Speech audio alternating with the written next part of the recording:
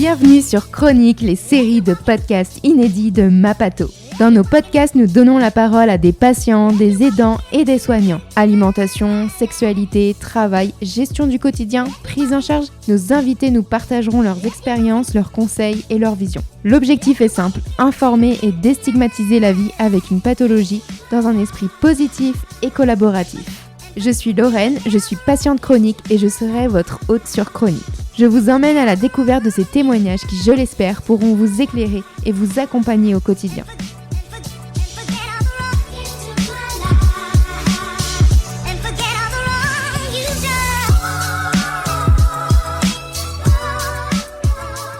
Ce nouvel épisode de Chronique est rendu possible grâce au site autismesommeil.fr. Il s'agit d'un site d'information à destination des familles d'enfants avec troubles du spectre de l'autisme, TSA, et des professionnels de santé s'occupant de ces enfants. Son objectif est de leur apporter les informations et les outils facilitant la prise en charge des troubles du sommeil. Aujourd'hui, nous plongeons dans l'inspirante histoire de Charlotte, une jeune femme de 31 ans et de son frère Enzo, âgé de 22 ans, ayant de l'autisme sévère associé à une déficience intellectuelle. À travers cette histoire poignante, nous découvrirons le parcours de cette famille qui a su faire face aux défis de l'autisme avec détermination, amour et persévérance. Dès le jour de la naissance d'Enzo, leur mère a ressenti qu'il y avait quelque chose de différent chez lui.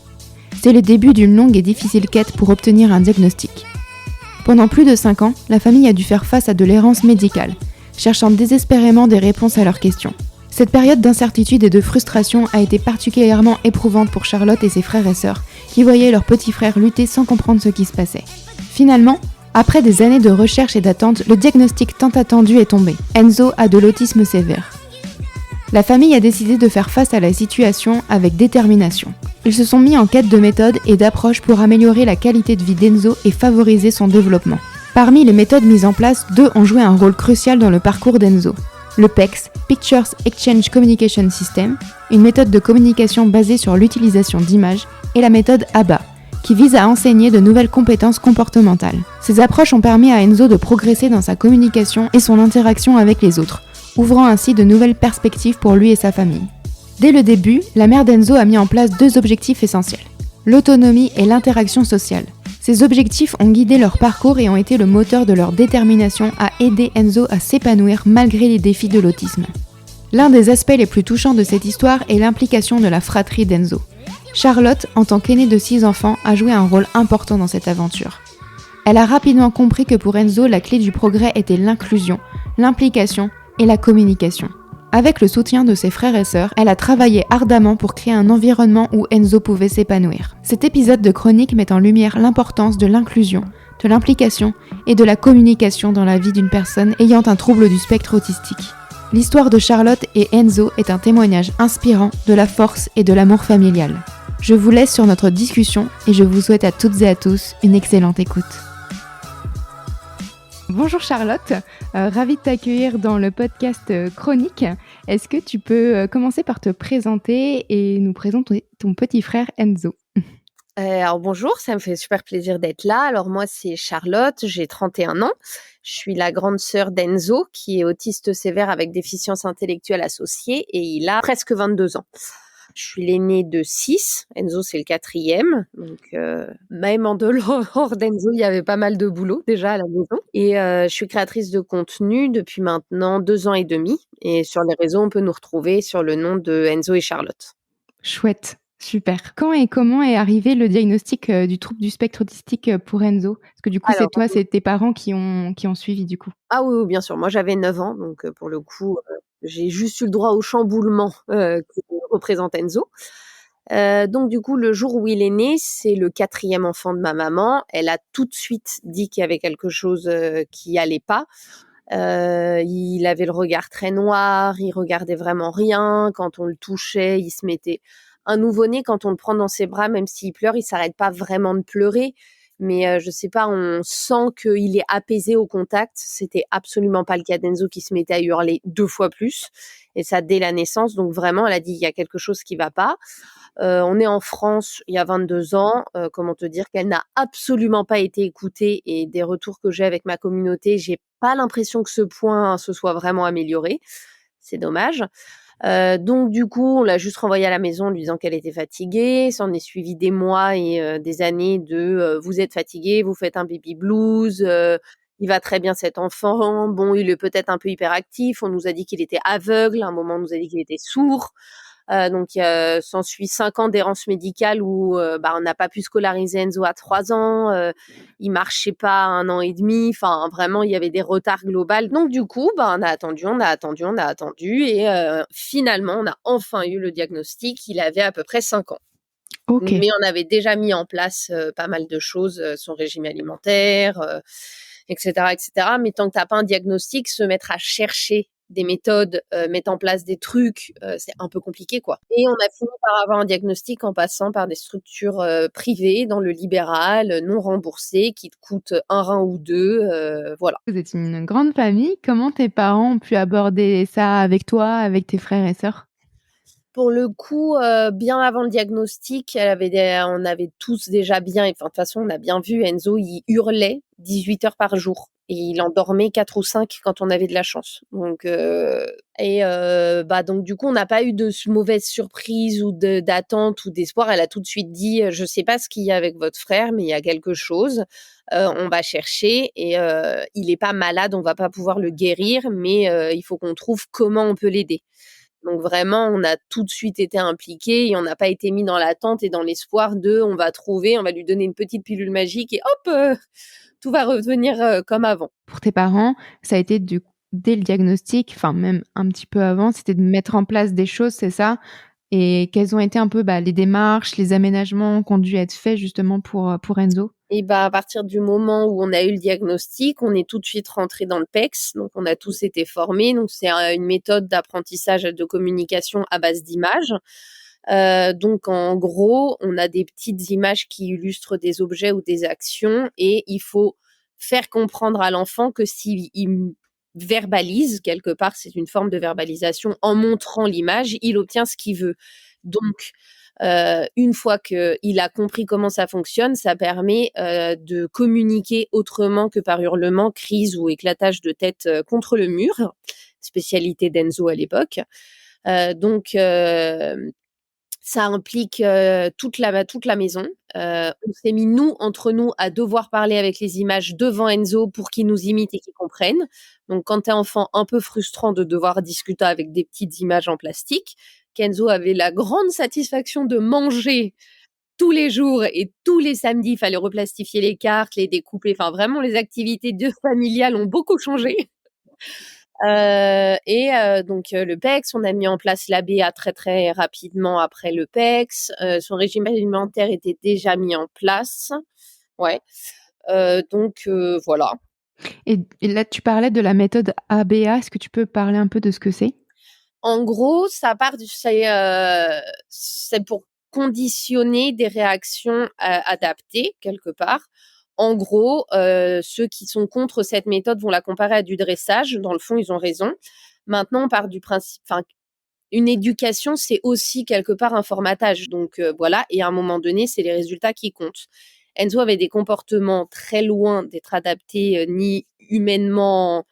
On parle même plus d'acceptable. Il passait ses journées à se taper, à se mordre, à hurler et à se déféquer dessus en jouant avec ses excréments. Donc, est-ce que du coup, il avait un comportement vraiment humain à l'époque? Pas vraiment. Donc, si en passant par une méthode comme la BA qui passe par un conditionnement, tu arrives à conditionner des réactions qui vont fonctionner. Moi, je trouve ça positif. Et ce que je trouve dommage, c'est qu'on essaye d'interdire ou de taper sur quelque chose qui fonctionne avec une grande partie d'autistes. Donc, t'es contre cette méthode. Déjà, souvent, il n'y a pas d'autistes dans ton entourage, donc t'as pas voix au chapitre. Et si t'es contre et que tu as un membre de ta famille autiste, mais grand bien te fasse, applique les méthodes que tu veux et laisse les autres libres. Bref. Donc, en gros, comme avec le PECS, tu pars du principe que il doit apprendre que s'il écoute une consigne ou s'il réalise quelque chose que tu demandes, il obtient une récompense. Donc, du coup, ça commence pour qu'ils comprennent comment le jeu fonctionne. C'est des consignes vraiment très bêtes. On profite pour travailler un peu la motricité fine, genre touche ton nez. Puis toi, tu le fais et tu fais Enzo, touche ton nez. Tu prends sa main, il touche son nez.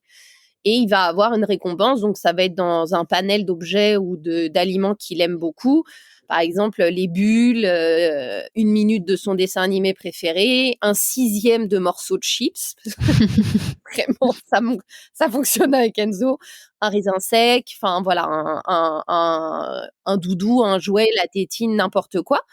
Et en fait, du coup, petit à petit, il comprend que si il a la réaction que tu attends, il obtient sa récompense. Mais comme un enfant là qui tu dis, si tu as un bon carnet, je t'emmène à Disney. Hein. C'est juste que là, c'est immédiat. Il faut vraiment parce que tu n'as pas de temps d'attente et de gestion de la frustration encore qui est mis en place.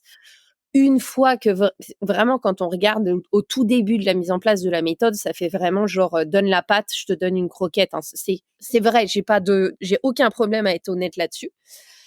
Et une fois que ça s'est mis en place, tu commences des vrais apprentissages utiles, genre faire tes lacets, t'habiller tout seul, nan. Et tu commences à avoir des jetons où du coup, tu obtiens la récompense. Quand tu as accumulé 3 jetons, tu peux en perdre en cours de route. À la base de la base, l'ABA va renforcer les comportements positifs et ignorer les comportements négatifs.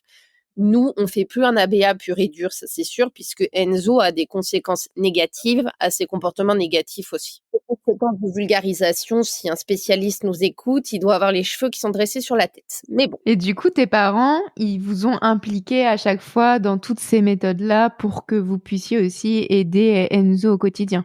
Au-delà d'aider, en fait, si tu mets en place des méthodes que dans le centre ou que à la maison ou que avec certains membres de la maison, ça peut pas fonctionner parce qu'au début, il a besoin de vraiment comprendre comment ça marche et pour comprendre, il faut qu'absolument toutes les personnes de son environnement le fassent. Ok. C'est ce qui est absolument dévorant et fatigant. Mais du coup, oui, si on le fait pas tous, ça peut pas marcher. Bon, après, le frère avant Enzo, ils ont 18 mois d'écart, donc c'était aussi un bébé, donc lui, il devait aussi participer à manger les cartes, je me rappelle plus trop. Justement, dans tous les progrès que Enzo a fait, quelles sont un peu les choses aussi que vous avez mis en place pour les interactions sociales? Alors très rapidement, les premiers points de maman, ça a été l'autonomie et les interactions sociales à travailler. Un des seuls regrets qu'elle a avec Enzo, c'est qu'elle a longtemps essayé de le rendre scolaire, en lui apprenant à lire, écrire ou compter, alors que c'est complètement au-delà de ses capacités. On a mis 4 ans, il connaît son alphabet, mais s'il n'a pas la capacité intellectuelle de faire le lien de B et A, bas, bah en fait, on a perdu du temps en faisant ça. Donc, c'est vraiment le seul gros regret de maman. Par contre, le rendre autonome, c'est vraiment, en fait, quand tu es dans cette situation, que tu la vis au quotidien, c'est très dur. Tu es tellement dans ton moment présent et juste en train de te demander comment je vais survivre demain, que tu as beaucoup de parents, et je jette pas la pierre, qui ne pensent pas du tout à dans 10 ans, dans 20 ans. Et en fait, un enfant qui est pas propre à 5 ans, c'est gérable. À 8 ans, ça commence à être compliqué, mais c'est gérable. À 20 ans, tu trouves personne qui veut venir s'occuper de ton gosse, en fait. Donc, numéro 1, la propreté. Et après, les petits gestes d'autonomie du quotidien. L'habiller à 5 ans, 8 ans, 10 ans, c'est pas très compliqué. À 20 ans, ça commence à être compliqué. Lui apprendre à s'habiller et à manger tout seul. Une fois que ça, c'était fait, ça a vraiment été... en fait, on peut pas adapter l'intégralité de la vie à Enzo. On croit pas à cette manière de fonctionner, parce qu'en fait, la vie est faite d'imprévus. Que tu vas avoir un souci, la nounou est pas là, tu dois aller travailler, tu dois pouvoir emmener Enzo, tu as besoin d'aller faire tes courses, il y a personne pour le garder. Enfin, donc très très vite, l'objectif, ça a été d'intégrer Enzo le plus possible à la vie en société. En plus, on vit à Paris, donc on l'a obligé à il supportait pas les bruits et le toucher et trop de monde. Enfin, vraiment, c'était des crises. Quand tu regardes mes réseaux maintenant, les gens, ils n'arrivent pas à réaliser le avant-après. J'ai pas d'image et pour le coup, par respect pour Enzo, je suis pas sûre que j'aurais envie de les montrer. Ouais. Mais on l'a descendu dans le métro pendant 2-3 ans, tous les jours. 1 minute, puis 2 minutes, puis 3, et il hurlait, il se débattait dans la poussette, il était sanglé, quoi.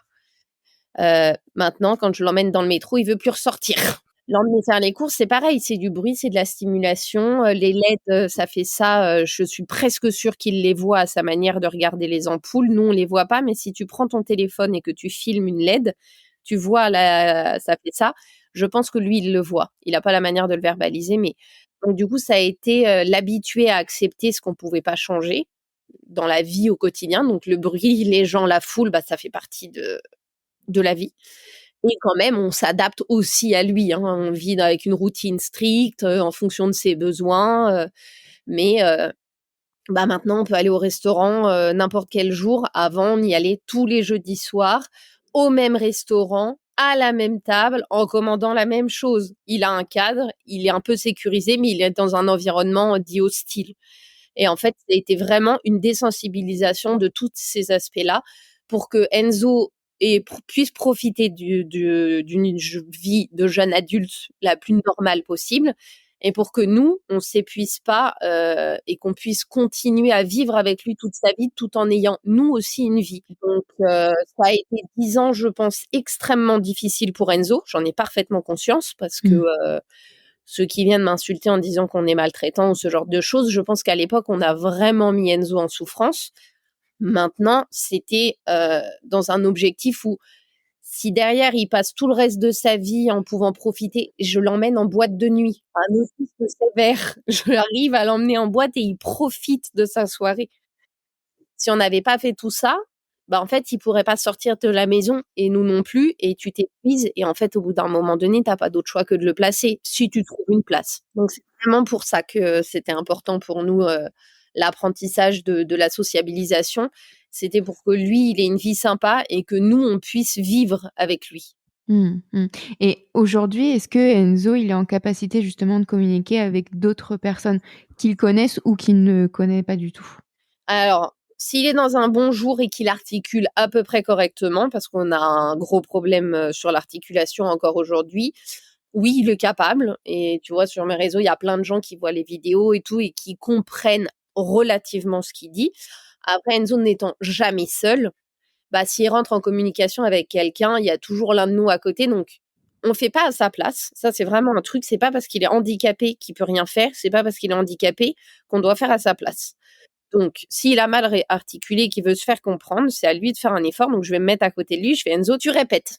Et s'il a vraiment envie de se faire comprendre et qu'il est dans un jour où il est de bonne humeur, il va répéter, il va essayer d'articuler, il va faire un effort. Et moi, je vais compléter si c'est quelqu'un qui connaît pas du tout. C'est un peu comme un enfant en bas âge, ça pour le coup. Quand il commence à parler, les parents ils comprennent tout.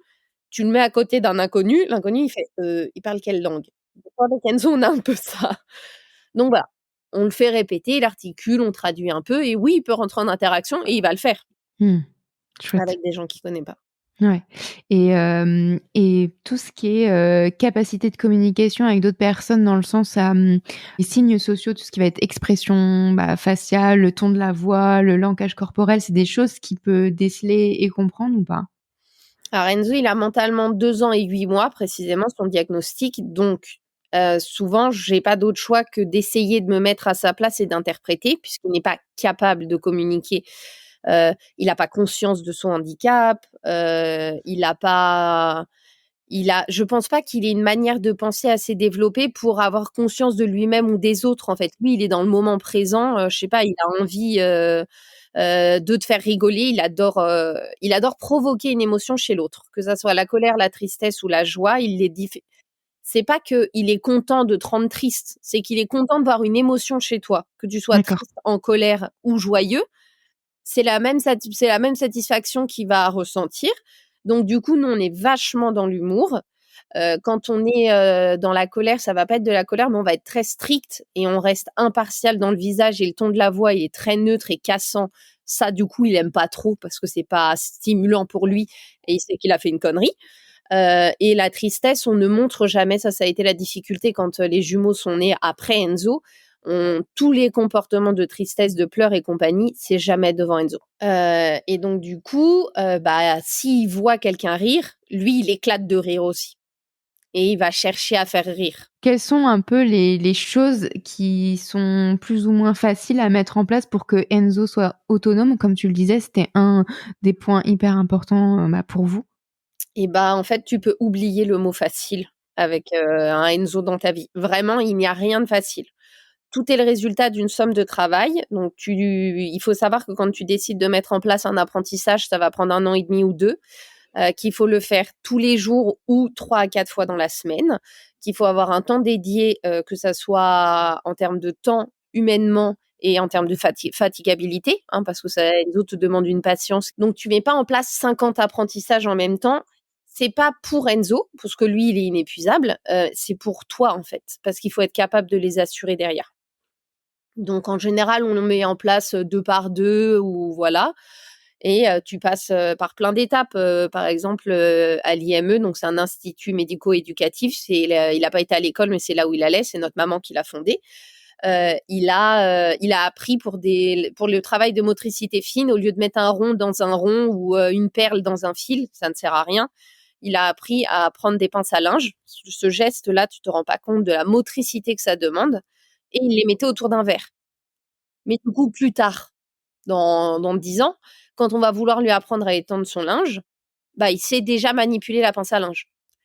C'est plein de détails comme ça où en fait, si tu veux travailler, tu pas beaucoup de temps, ça prend énormément de temps et c'est très long. Donc tout ce qui va être exercice un peu inutile, que tu fais avec des enfants lambda, mais tu fais ça quelques mois et c'est fini. Avec Enzo, on essaye de les intégrer dans quelque chose qui va être utile après. Donc des pinces à linge, apprendre à faire des lacets énormes, mais du coup après tu réduis tes tailles de lacets. Tu fais un exercice de motricité fine, hein, c'est juste que ça va te servir dans un travail d'autonomie plus tard. Fermer un bouton sur un jouet. Le bouton il est gros comme ça, hein. Puis après, maintenant, il a des boutons de chemise. Des fois, les gens me disent: «Mais pourquoi vous lui mettez pas des chaussures à scratch? Ça sera plus facile». Bien sûr que c'est plus facile, mais le but, c'est que en fait, il sache faire, ses lacets. Donc ouais, c'est épuisant pour nous. Pour lui, c'est très frustrant aussi. Mais maintenant, il sait faire ses lacets tout seul. Ça me prendrait 30 secondes de faire ses lacets et hop, on part, hein, au lieu de me battre avec lui 20 minutes pour qu'il les fasse tout seul. Quand tu parles de tous ces exercices de motricité que vous faites avec Enzo, est-ce que justement vous avez été accompagné là-dessus ou est-ce que c'est vous qui mettez tout ça en place en fonction en fait de comment est Enzo au quotidien? En gros, quand il a eu le diagnostic, maman, elle s'est tout de suite, beaucoup renseignée. Donc, c'est il y a 22 ans, tu avais pas autant accès à internet que maintenant. Les articles étaient pas traduits. Enfin, voilà, elle a vraiment cherché à se former en continuant à travailler et en ayant 4 enfants à la maison. Enfin, vraiment, j'admire personne autant que ma mère. C'est tout ce qu'on a mis en place avec Enzo, ça vient des États-Unis.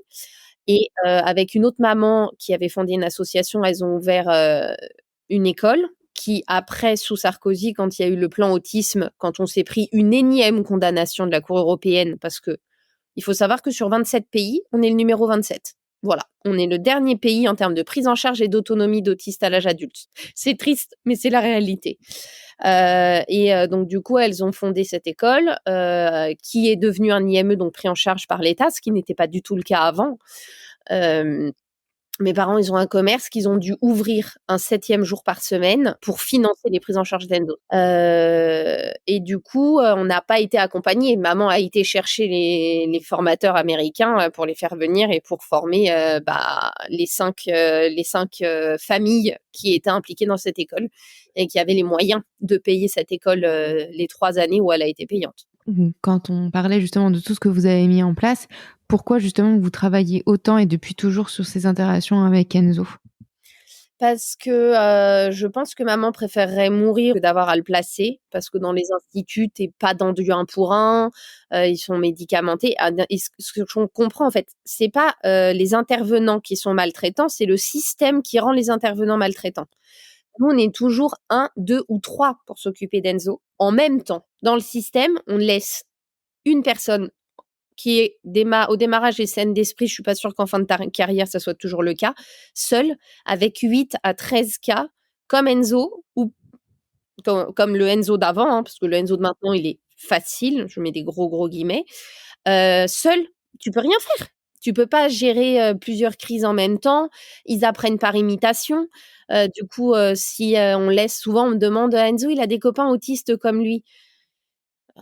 À 2 ans et demi, t'as pas tes vrais amis à toi, déjà, donc il a des interactions sociales avec nos proches. Il a la chance d'avoir un panel autour de lui, ça va des jumeaux qui ont 14 ans à nos grands-parents qui en ont 82. Donc il voit des gens de tout âge confondu qui passent du temps avec lui, qui ont des interactions avec lui, mais il a pas son propre cercle à lui, il en est incapable. Donc du coup, ça a toujours été très important parce que le but, c'est de pouvoir vivre avec Enzo à vie et que lui, il puisse aussi avoir une vie à peu près paisible parce que quand tu fais une crise parce que tu entends un camion poubelle passer, à part si tu vas vivre dans une grotte, on n'a pas de manière de l'isoler de tout ça, en fait. Donc c'était vraiment trouver un équilibre entre ses limites qu'on pousse, on flirte souvent avec pour les repousser un petit peu, mais on les dépasse pas non plus parce que on a parfaitement conscience que il est handicapé, c'est pas de sa faute, mais il a aussi une capacité de progression qu'on exploite en fait. Donc vraiment le but c'était tu vois, après mes parents, je vais prendre Enzo et j'ai aussi ma vie et il faut aussi qu'on arrive à trouver un équilibre. Donc c'était vraiment pour ça. C'était pour pouvoir continuer sur une vie entière à gérer Enzo en fait. Et ça a toujours été l'idée de c'est surtout maman. Papa, il a travaillé 2 fois plus pour payer ce qu'il y avait à payer et il a suivi maman sur toutes les trucs qui étaient mais une fois qu'elle avait mis en place. Ils ont trouvé leur équilibre à 2. Des fois, les gens me disent: «Oui, ton père, tu l'impliques pas, c'est horrible». Maman, c'était la locomotive, mais si ça a fonctionné, c'est parce que papa, c'était les rails, en fait. Ils sont vraiment un binôme et faire à 2 les mêmes trucs, si c'est pas productif et si c'est pas dans les capacités de chacun, comme avec Enzo, sur ces trucs-là, mon père, il va pas être patient, il va pas avoir l'énergie, l'envie de développer un truc qui va marcher ou pas. Donc elle gère tout ça et une fois que c'est mis en route, lui il suit, il travaille s'il faut 18 heures dans la journée pour que le commerce il tourne plus longtemps. Ils ont pas gardé le plongeur, mon père s'est mis à faire la plonge pas parce que le salaire du plongeur c'était une partie de la prise en charge d'Enzo. La personne que j'admirais le plus c'était maman, mais en fait c'est les deux. Est-ce que justement, avec le quotidien que tu partages sur les réseaux sociaux, est-ce que tu as senti justement que les gens étaient plus sensibilisés? Enfin, je sais pas quel type de message que tu peux recevoir, mais est-ce que justement ça permet justement de sensibiliser et d'aider?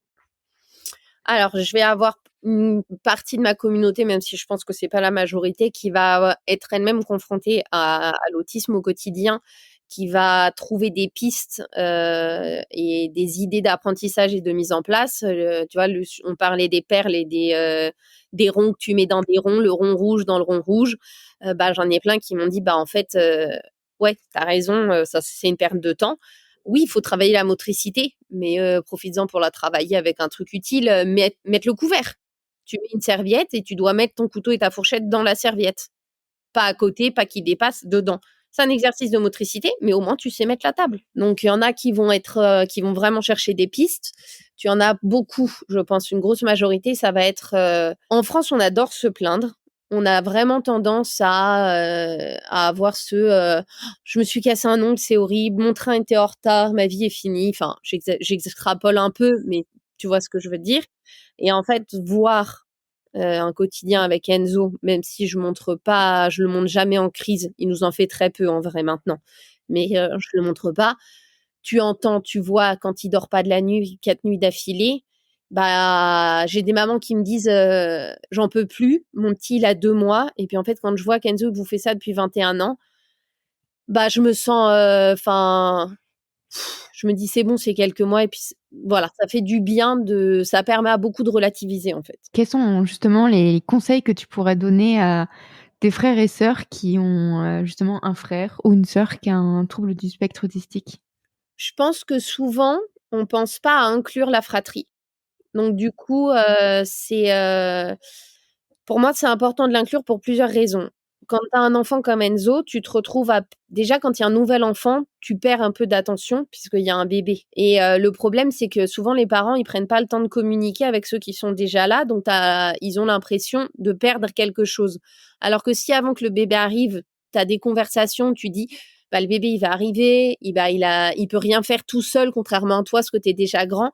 En fait, il faut communiquer. Les parents doivent communiquer avec la fratrie pour que la fratrie comprenne ce qui se passe, doivent impliquer la fratrie pour que, du coup, tu te sens pas mis à l'écart.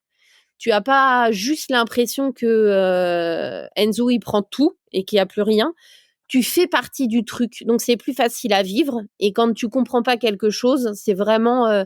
Mais même nous, quand il t'arrive un truc que tu comprends pas, c'est hyper dur à gérer. Si tu comprends, c'est chiant, mais au moins, intellectuellement, tu sais ce qui se passe, en fait. Donc c'est, inclure, impliquer, communiquer, laisser un espace de parole. En gros, maintenant, tous les apprentissages qu'on a mis en place, on les a généralisés. Donc il a appris avec plein de personnes. Donc au début de l'apprentissage, avec une seule personne et une méthode, la même, identique, comme avec la BA.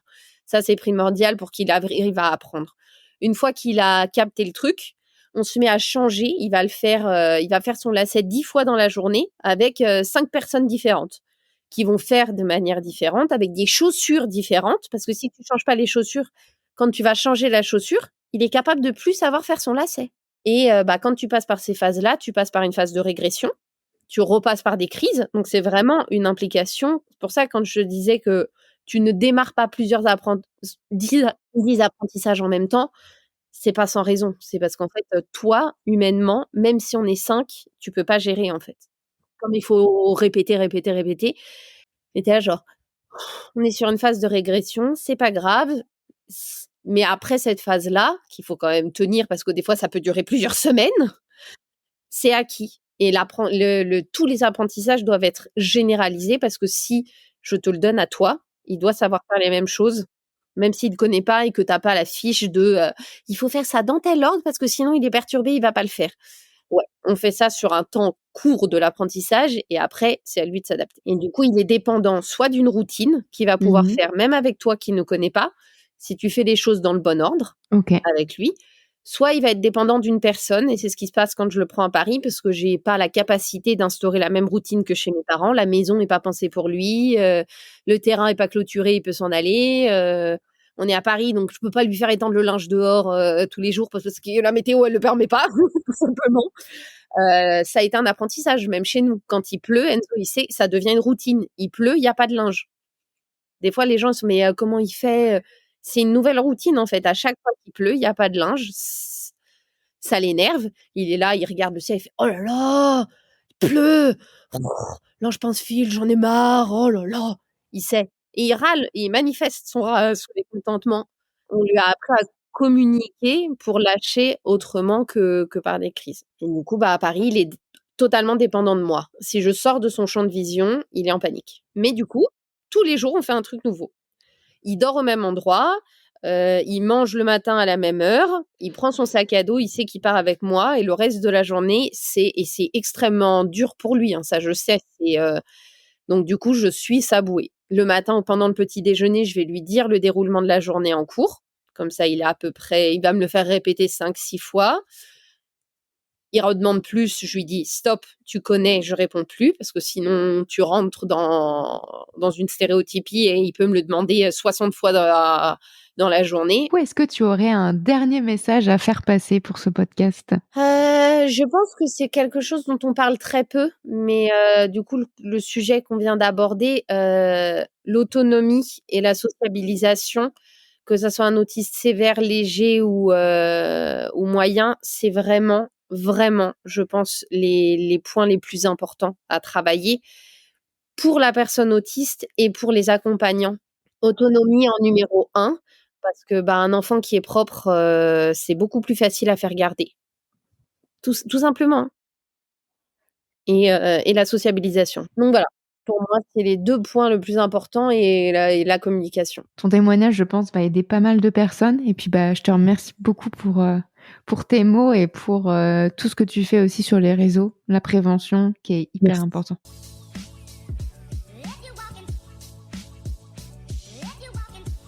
Merci beaucoup à vous d'avoir écouté cet épisode. Vous ne faites pas encore partie de la communauté Mapato ? Rien de plus simple pour la rejoindre. Rendez-vous sur mapato.com, mapatho.com, ou bien téléchargez notre application gratuitement sur Apple Store et Play Store. C'est pratique, rapide, gratuit, alors foncez. Pour soutenir le podcast Chronique, laissez 5 étoiles sur Apple Podcast et un joli commentaire sur votre plateforme de podcast préférée. Un grand merci à vous et à la semaine prochaine pour un nouvel épisode.